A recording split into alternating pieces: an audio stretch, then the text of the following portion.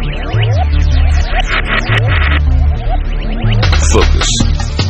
Ideate. Innovate. Enable.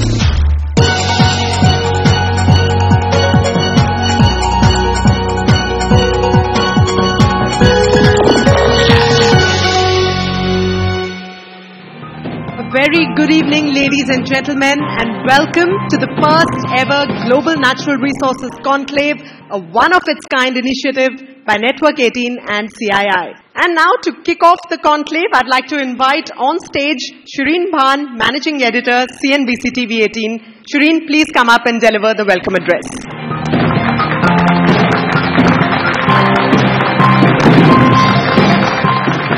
Good evening, ladies and gentlemen. CNBC TV 18 and Network 18 has decided to focus on a sector that is key, in fact, critical to driving growth of the economy. The Global Natural Resources Summit aims to facilitate a healthy business dialogue and create a climate for all stakeholders involved in the natural resources sector, both in India and for those investors who are looking to invest in India. And the government has done several things, for instance, taking away discretion when it comes to allocation. We've had the coal block auction taking place. We've had auctions as far as mineral reserves are concerned. And that is the way forward for India's natural resources space. I think in terms of pricing, it is now market determined. So that has been a big breakthrough as far as the policy front is concerned. But there is a lot more that needs to be done to draw in big ticket private sector investment, specifically in the oil and gas space, where we've actually seen a decline in terms of foreign direct investment over the past year. So with those thoughts, ladies and gentlemen, I leave you to have a meaningful and a productive conversation. Thank you very much. Have a great evening.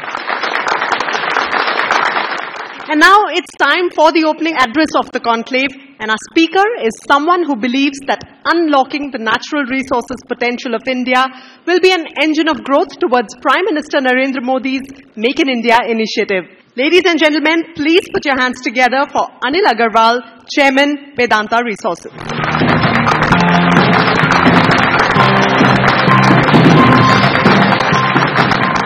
Good evening, ladies and gentlemen. As a budding entrepreneur, I started Vedanta almost 20 years back. Like any other upcoming entrepreneur, there were setbacks and successes. Importantly, we built the first copper smelter plant in India. That's how we started. And we were successful in merger and acquisition in India, Africa, and Australia. Leading to the London listing in 2003, this led us to being the truly global company. Nobody can believe that we have contributed through the natural resource production 55,000 crore to the exchequer this year. And we have created 1 million jobs directly and indirectly. This is the power of natural resource. Our journey has only benefited Vedanta shareholder, but also Indian consumer and SMEs. At present, India produces only 20% of minerals requirement.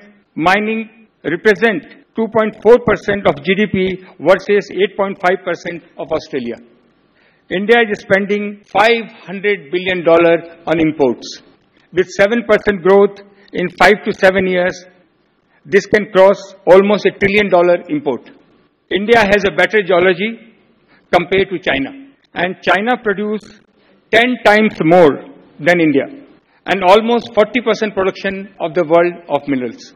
We can open up this sector by introducing self-certification and have a strict environment regulation.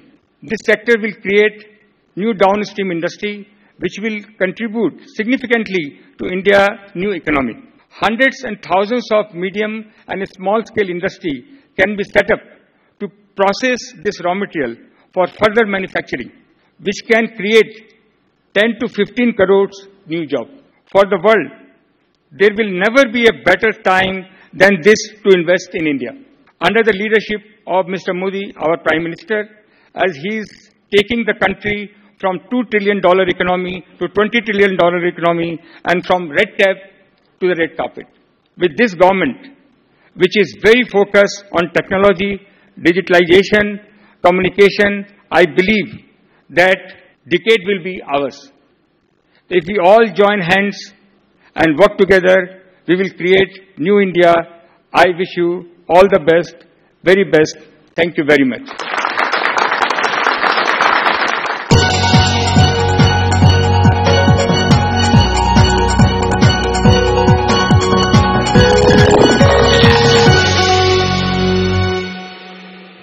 Ladies and gentlemen, please put your hands together for the guest of honor and keynote speaker, Gina Rinehart, Executive Chairman, Hancock Prospecting. Thank you very much for inviting me to speak at this important Global Resources Forum. It was here in India that diamond and zinc mining first began, and it is here in India that some of the world's first iron and steel was produced. India is, I'm also advised, currently the globe's largest producer of sheet mica and third largest producer of iron ore, minerals that are important the world over. Prime Minister Modi is moving mountains in your country. There is one thing in particular that your Prime Minister said that really caught the world's attention. Quote, "No red tape, only red carpet is my policy towards investors." I borrowed part of the phrase for the title of my second book, From Red Tape to Red Carpet, which was co-launched in India by Prime Minister Modi in 2015 and is available to you all today. Prime Minister Modi's leadership and red tape reduction has transformed India. India is now the fastest growing major economy in the world, lifting living standards and bringing many out of the misery of poverty.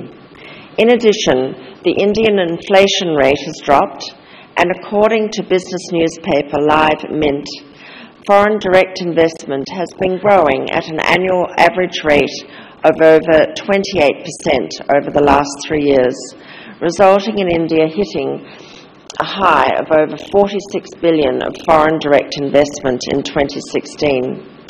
Leading global bank Deutsche Bank estimates that foreign direct investment in India this year will exceed that of 2016.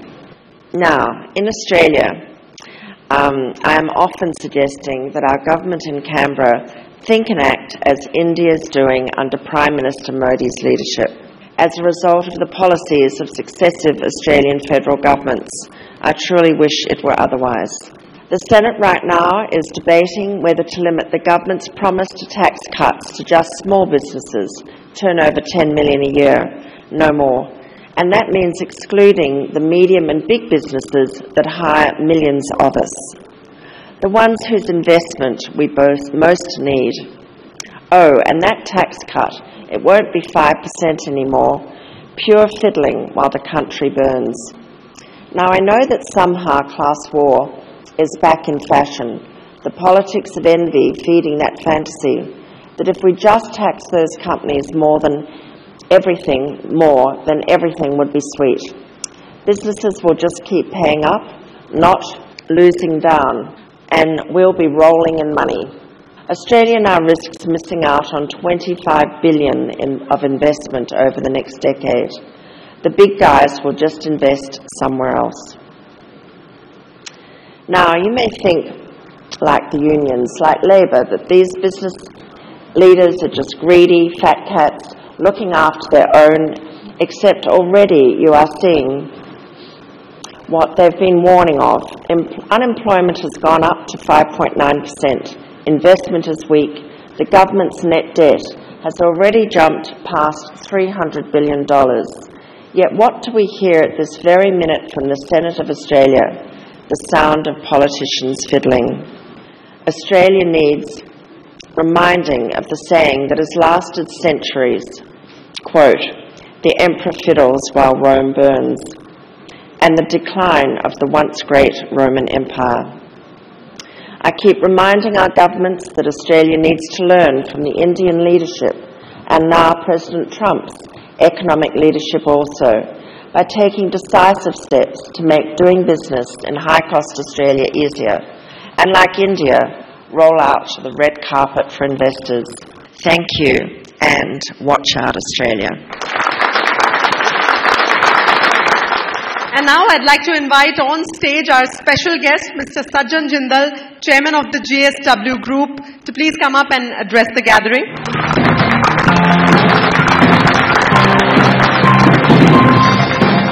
Friends, ministers, ladies and gentlemen, first of all, I would like to thank CNBC TV 18 for inviting me here on this very important conclave on natural resources. You know, it's very important that we must exploit our natural resource as soon as possible to build, because this is the time when we are building our nation, and we must not import natural resources in our country. We should use our natural resources for our people, for our industries, ourselves. I mean, the case in point is our coking coal mines in Jharia, in Jharkhand. I don't know how many of you have been there, but this is a huge natural resource which is lying under the ground, which is on fire, which is burning, and nearly 20 billion tons of very expensive coking coal, which India imports every year, nearly 50 million tons.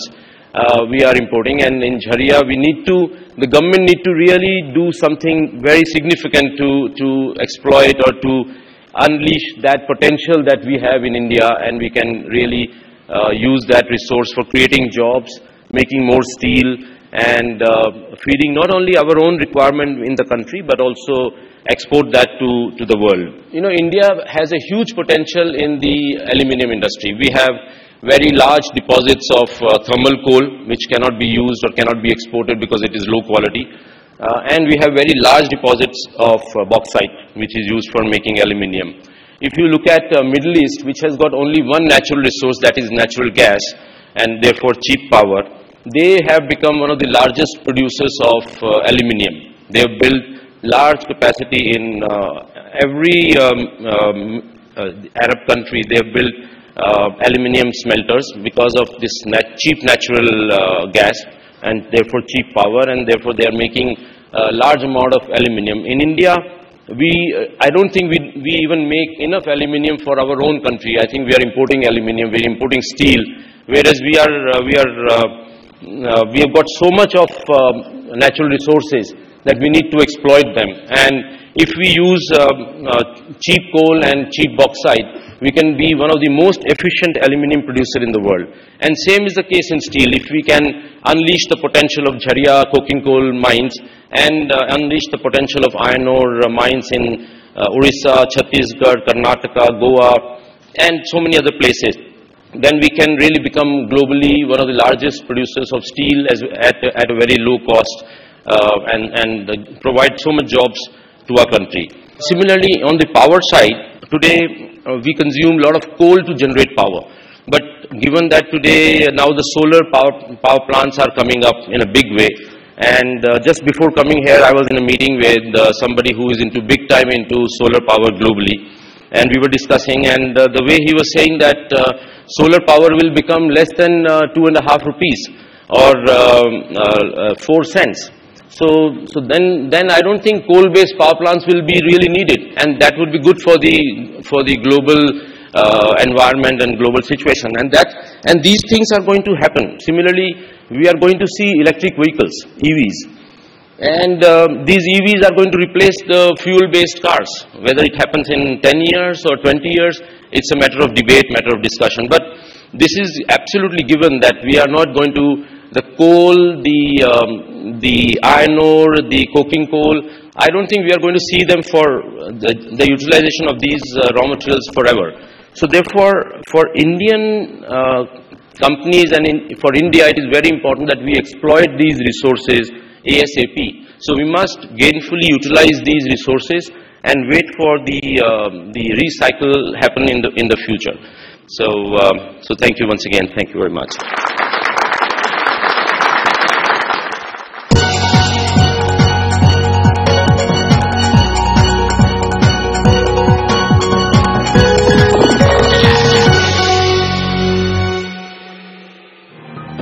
Let's put our hands together for Melody Meyer, President, Melody Meyer Energy. Thank you. Good evening, ministers, ladies and gentlemen. It's really a pleasure to be here with so many people with energy. Throughout my 37-year career in the oil and gas industry, I have observed all over the world, people with energy get extraordinary things done. We are the doers.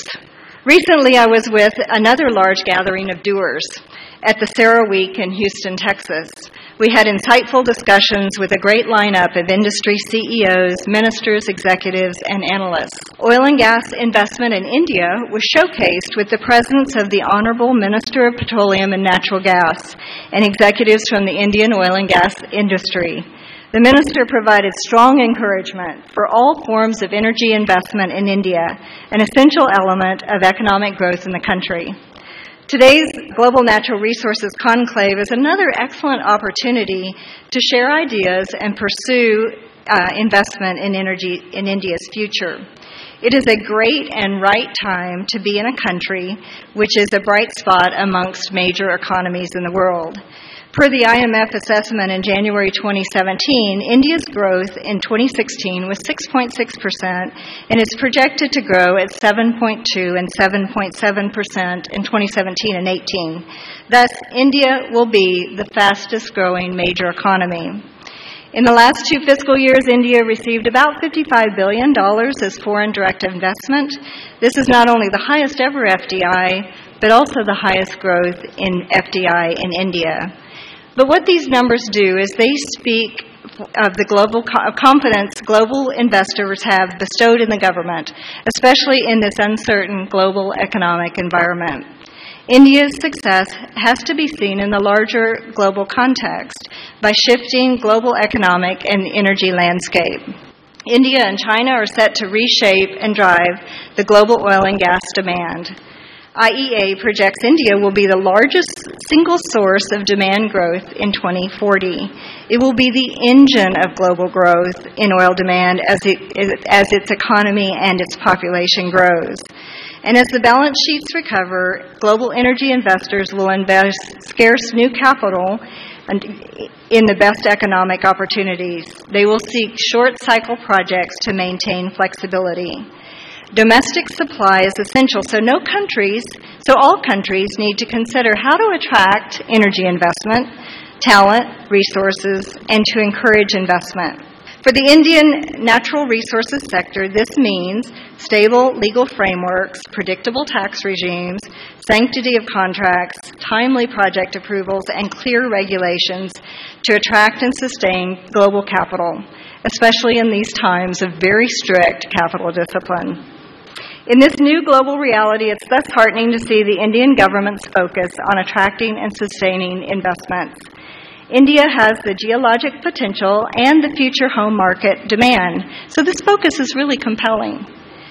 The Indian natural resources sector over the last 2 years has seen a series of policy reforms. Enhanced transparency, accountability, and auction-based forward-looking framework will have a lasting impact on India's development of natural resources and play a pivotal role in reducing poverty. Under the able leadership of the dynamic and visionary Honorable Prime Minister, India is well positioned to leverage its vast natural resources potential. So as India grows its energy industry, I encourage you to support and develop all future leaders, both men and women, with energy. Thank you. Next up, we have a presentation by global management consulting firm McKinsey & Company. So let's welcome Henrik Arvidi, Director Emeritus, McKinsey Global.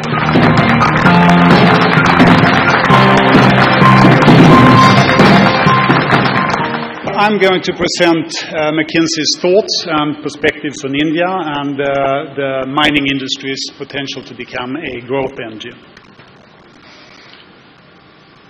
So just starting with the key messages, and I will repeat them through the presentation. India has a huge potential to increase the mining. And as I said, we only believe that India is starting to scratch the surface and starting to tap into the mining potential. However, India is also lagging in several dimensions. If we look at policies, if we look at framework, if we look at bureaucracy and red tape, so there's lots of opportunities or areas that needs to be focused on. And We have done some modeling and looked at some different scenarios, and if the public sector and the private industry jointly set higher aspirations, simplify the processes, we believe that the mining industry can give an additional $20 billion in terms of GDP contribution in the next 5 years, and would also create 6 million much-needed jobs in India. So what are the key areas to focus on for the industry and the public sector? There's lots of areas, and we believe that the three most important one is the exploration side. There needs to be simplifying policies, the frameworks. There needs to be red tape that is disappearing, bureaucracy, and it needs to be quicker. Second point is to increase or to improve the ease of doing business in the mining industry in India. The third area that India needs to focus on is the infrastructure, the logistic infrastructure. With increasing supply, the logistic system also needs to be upgraded and increased productivity. And with the economic growth of India that is projected around 7% for the next 5 years, of course that will also create an increasing demand of several important key resources. Just to summarize, we believe India has an enormous potential in the mining area. India is behind on a lot of dimensions. There needs to be simplification of frameworks in policies, processes, red tapes needs to be taken away, bureaucracy needs to go away, and that would give an additional $20 billion in GDP contribution and 6 million jobs. Thank you. And well, that brings us to the end of conversations on day one of the Global Natural Resources Conclave. And thank you for joining us today at the Global Natural Resources Conclave 2017.